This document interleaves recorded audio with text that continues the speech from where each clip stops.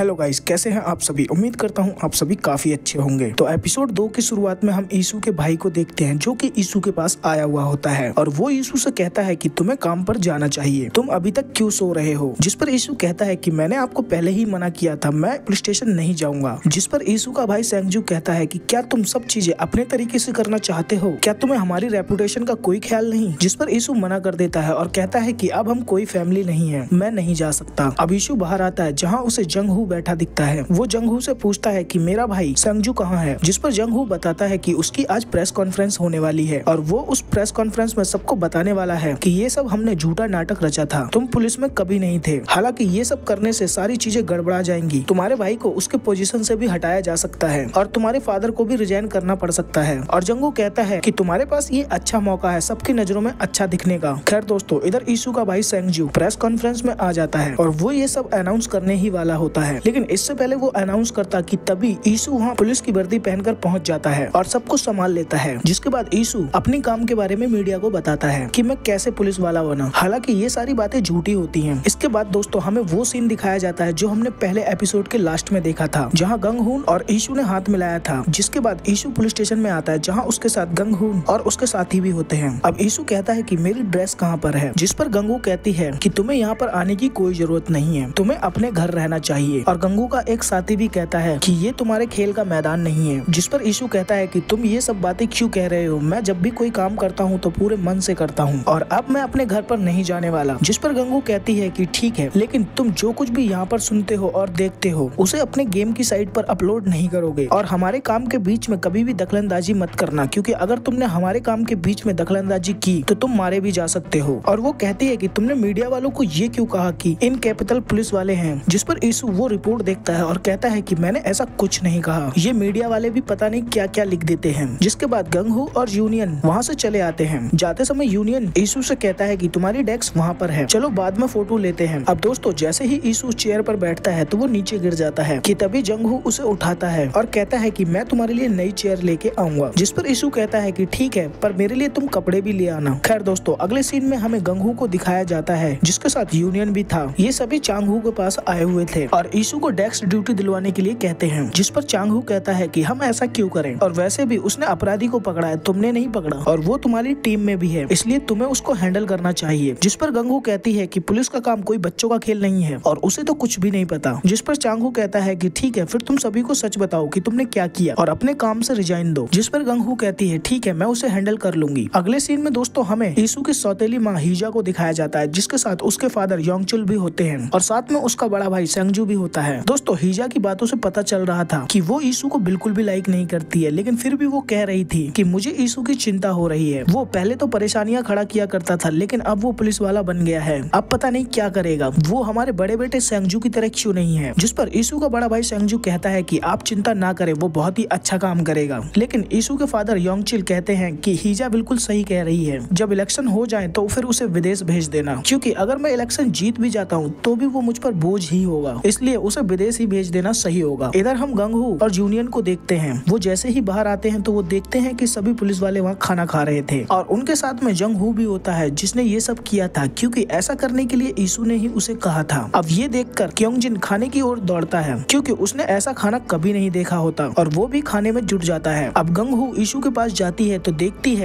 है कि यीशु ने अपनी चेयर को एक गेम वाली चेयर की तरह बना रखा था और वो वहाँ गेम खेल रहा था। अब गंगहू ये देखकर उसका सिस्टम ही ऑफ कर देती है और यीशु से कहती है कि तुम ये सब क्यों कर रहे हो, ये तुम्हारा कोई प्लेग्राउंड नहीं है, तुम्हें यहाँ पर ये सब नहीं करना चाहिए। जिस पर यीशु कहता है कि मुझे नहीं पता तुम ऐसा बिहेवियर क्यों कर रही हो, तुम्हारे और हमारे बीच सिर्फ एक कॉन्ट्रैक्ट हुआ है और मैं उसको सिर्फ निभा रहा हूँ, लेकिन तुम मेरे साथ कोऑपरेट नहीं कर रही हो। इधर यूनियन सबको चिल्लाकर कह रहा होता है कि जल्दी से ऐसे खड़े हो जाओ और अपने काम पर जाओ, नहीं तो तुम सभी को मैं अरेस्ट कर लूंगा। अब ये सुनकर बेचारे क्योंगजिन को अपना खाना छोड़ना पड़ता है। अब यूनियन सबसे पहले यहाँ पर जंगहू से पूछता है कि तुम कौन हो, तो वो बताता है कि मैं यीशु का सेक्रेटरी हूँ। जिस पर यूनियन कहता है कि तुम्हें यहाँ से जाना चाहिए वरना मैं तुम्हें अरेस्ट कर लूंगा। जिसके बाद सभी को वहाँ से जाना पड़ता है, लेकिन यूनियन यहाँ पर ये देख लेता है कि गंगहू परेशान होकर ऊपर चली गई है, इसलिए बाद में वो भी ऊपर जाता है जहाँ गंगहू कहती है कि वो हम सबको परेशान कर रहा है, तुमने देखा कि उसने ड्रेस का क्या हाल बना दिया। जिस पर यूनियन कहता है कि हम कुछ नहीं कर सकते, हम उसे निकाल भी नहीं सकते और ना ही दूसरी टीम में शिफ्ट कर सकते। जिस पर गंगहू कहती है कि हमें कुछ ऐसा करना चाहिए है जिससे ईसू खुद ब खुद यहाँ से चला जाए। इसके बाद गंगहू यहाँ पर क्योंगजिन को देखती है जो कि खाना खा रहा होता है, जिस पर वो कहती है कि खाना क्या स्वादिष्ट था, जिस पर क्योंगजिन कहता है कि ऐसा कुछ नहीं है। जिसके बाद गंगहू अपने मन में सोचती है कि आखिर इसका वीक पॉइंट क्या है, और वो क्योंगजिन से पूछती है कि क्या तुम्हें ईसू के बारे में सब कुछ पता है, तुम उसको फॉलो करते हो। जिस पर क्योंगजिन कहता है कि उसका कोई वीक पॉइंट नहीं है। जिस पर गंगहू कहती है कि ऐसा नहीं हो सकता, उसे किसी न किसी चीज से तो नफरत होगी ही। जिस पर क्योंगजिन बताता है कि हाँ, उसे बोरिंग चीजों से नफरत है। अब गंगहू तुरंत ईसू के पास आती है और उसको काफी सारी फाइल्स देती है और उनकी जांच करने के लिए बोलती है। अब गंगहू अपने साथियों के साथ बैठकर बातें कर रही होती है कि इन फाइल्स को कोई भी सॉल्व नहीं कर पाया है, लेकिन बाद में जब वो देखने आते हैं तो वहाँ पर कोई नहीं होता। जिसके बाद गंगहू के पास चीफ की कॉल आती है और जब वो चीफ के ऑफिस में आती है तो देखती है कि ईसू यहाँ पर पहले से ही मौजूद था और अपने काम को चीफ से करवा रहा होता है। जिस पर चीफ कहता है कि मुझे काफी अच्छा लग रहा है, मैं काफी टाइम बाद कंप्यूटर पे काम कर रहा हूँ, मेरी टाइपिंग अच्छी हो रही है।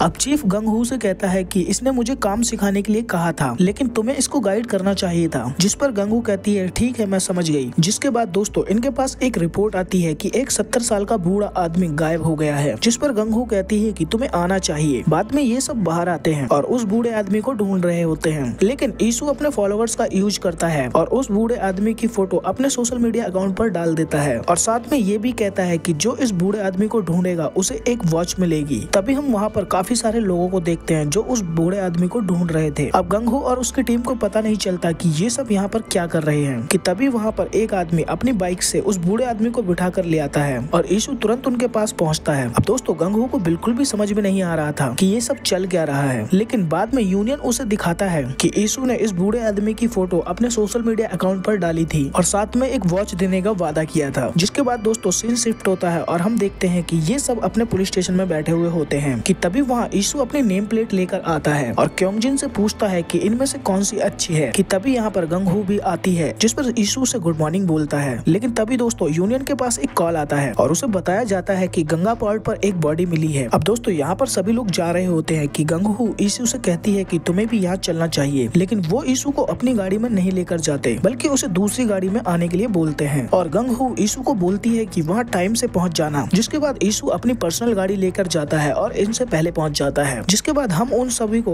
पोर्ट पर देखते हैं जहाँ एक लड़की होती है जिसका नाम जीहान होता है, जो कि फॉरेंसिक डॉक्टर होती है। जिसके बाद वो सब बॉडी को देखते हैं, जिस पर डॉक्टर जीहान कहती है कि इसका चेहरा तो जाना पहचाना लगता है और इसे देखकर ऐसा लग रहा है कि जैसे इसका गला घोटकर इसकी हत्या की गई हो, लेकिन ये कौन कर सकता है। जिसके बाद उस डेड बॉडी का फोन चेक किया जाता है और जिससे हमें पता चलता है कि ये लड़की एक मॉडल होती है जिसका नाम ईना होता है। तभी दोस्तों एक जोर का झटका लगता है। अब यूनियन जहान को संभालता है और बाद में देखता है कि ऐसा क्यों हुआ। दरअसल दोस्तों ऐसा इसलिए हुआ क्योंकि ईसू बोट पर बैठ गया था और वो मजे कर रहा था और यहाँ से जा रहा होता है। जिसके बाद वो पानी के बीच में आकर बोट को रोकता है और आराम से वाइन पीने लगता है। जिस पर क्योंगजिन कहता है कि तुम बहुत ही अच्छे हो, क्या मैं तुम्हारी एक फोटो ले सकता हूँ। जिसके बाद वो ईशू को अपना आईडी नंबर बताता है और कहता है कि मैं तुम्हारा ही एक फॉलोवर हूँ। जिस पर ईशू कहता है कि मैं तुम्हें सिखा सकता हूँ अगर तुम मेरी साइड हो तो। जिस पर क्योंगजिन कहता है कि मैं तो हमेशा से ही आपकी ही साइड हूँ क्योंकि मैं आपका फॉलोवर हूँ। जिसके बाद गंगहू ईशू के साथ जाती है और उससे अपनी बात मनवाने के लिए बोलती है। जिस पर ईशू कहता है कि मैं तुम्हारा कहना क्यों मानूं। जिस पर गंगहू कहती है कि मैं तुम्हारी सीनियर हूँ और अगर तुम्हें ये काम पसंद नहीं है तो तुम इसे छोड़ सकते हो। जिसके बाद वो दोनों एक एजेंसी में आते हैं जहाँ ईना काम किया करती थी। अब गंगहू ईशू से कहती है कि तुम सभी वर्करों से जाकर बात करो, मैं यहाँ के CEO से बात करती हूँ। जिसके बाद गंगहू उनसे पूछताछ करती है तो वो बताती है कि ईना की डेथ हो गई है और वो उसके परिवार के बारे में बताती है कि उसकी एक विधवा माँ थी जिसकी 10 दिन पहले ही डेथ हो चुकी है और उसका कोई नहीं था।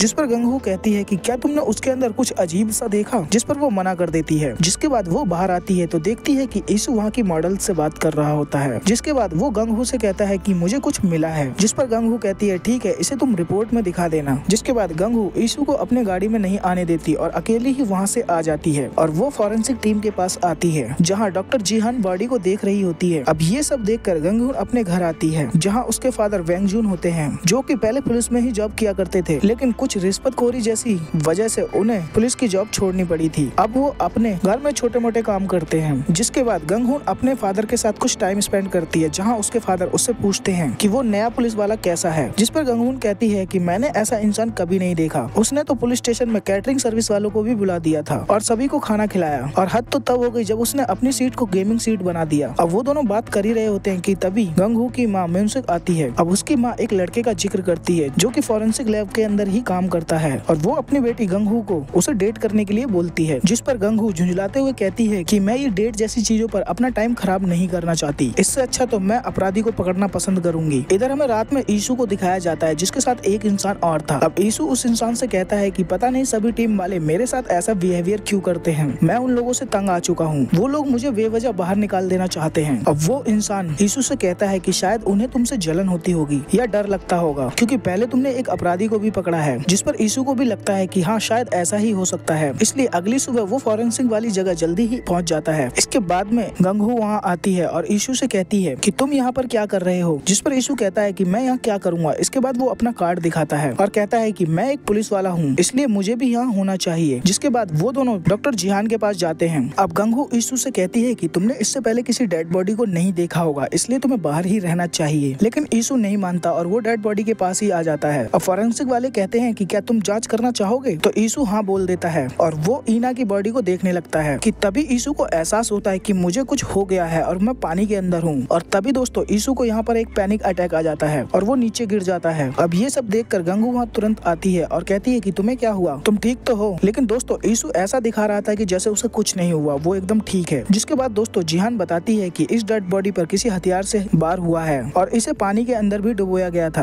क्योंकि इसके पेट में हमें पानी मिला है। जिसके बाद दोस्तों ईशु वहाँ से बाहर आता है और उन सब के बारे में सोच रहा होता है। अब गंगू उसे कहती है कि तुम क्या कर रहे हो और आगे की तुम्हारी क्या प्लानिंग है। ईशु कहता है कि तुम डर गई ना क्योंकि तुम्हें लगता है कि मैं अपराधी को पकड़ लूंगा। जिस पर गंगू हंसती है और कहती है कि वो सिर्फ एक कोइंसिडेंट था और अब ऐसा बिल्कुल नहीं होगा क्योंकि तुम अपराधी को नहीं पकड़ सकते। पर ईशु कहता है कि अगर मैंने पकड़ लिया तो क्या होगा। फिर ईशु कहता है कि मैं उसे अगर पकड़ने में फेल हो गया तो मैं यहाँ से खुद ही चला जाऊंगा, लेकिन अगर मैंने पकड़ लिया तो तुम्हें एक्सेप्ट करना पड़ेगा कि मैं एक असली पुलिस वाला हूँ। जिस पर गंगू हाँ कह देती है और फिर उन दोनों के बीच एक डील हो जाती है। जिसके बाद दोस्तों सीन शिफ्ट होता है और हमें पुलिस स्टेशन में दिखाया जाता है कि एक आदमी नाव के साथ होता है, लेकिन बाद में वो अकेला आता है। अब ये देखकर ईशु बता देता है कि मैं जानता हूँ ये कौन है और वो कहता है कि ये डीएन मीडिया का छोटा बेटा है। जिस पर गंगू कहती है कि हम जानते हैं ये वो है क्योंकि हमने इसे इसके फिंगरप्रिंट से पहचान लिया है। जिसके बाद गंगू अपने साथी से पूछती है कि उस नौका का मालिक कौन है, जिस पर वो बताता है कि उसका नाम तायसेओंग है, लेकिन हमें नहीं पता कि वो कहाँ पर है। अब वो सब हॉल में फोटोज देखते हैं। ईशु भी उन्हें देख रहा होता है और कहता है कि मुझे पता है कि ये जगह कहाँ है, लेकिन दोस्तों वो किसी को नहीं बताता क्योंकि उसकी डील गंगू से जो हुई थी और वहाँ से चला जाता है। तो टीम वाले कहते हैं कि आखिर ये इतना खुश क्यों है, जिस पर गंगू अपनी डील के बारे में बताती है। इधर ईशु उस नौका के मालिक तायसेओंग के पास पहुँच जाता है जो आराम से मशीन के अंदर लेटा हुआ था। अब ईशु उससे कहता है कि तुमने ईना को मार दिया और यहाँ पर आराम से सोए हुए हो। अब तांगसेओंग चिल्लाकर अपने आदमियों को बुलाता है। इधर गंगू भी वहाँ आ जाती है और गार्ड से कहती है कि मुझे तांगसेओंग से मिलना है, लेकिन गार्ड उसे अंदर नहीं जाने देता। इधर तांगसेओंग के आदमी ईशु को बाहर फेंक देते हैं और तांगसेओंग अपने आदमियों से कहता है कि देखो क्या हो रहा है और इन सबको मारो। जिसके बाद वहाँ फाइट होने लगती है और ईशु की हेल्प करने के लिए वहाँ गंगू फाइट करती है। जिसके बाद दोस्तों ये एपिसोड यहीं खत्म हो जाता है। तो दोस्तों आप लोगों को ये एपिसोड कैसा लगा हमें नीचे कमेंट सेक्शन में जरूर बताएं। जल्द ही मिलते हैं नए एपिसोड के साथ, तब तक के लिए bye bye, take care and thanks for watching.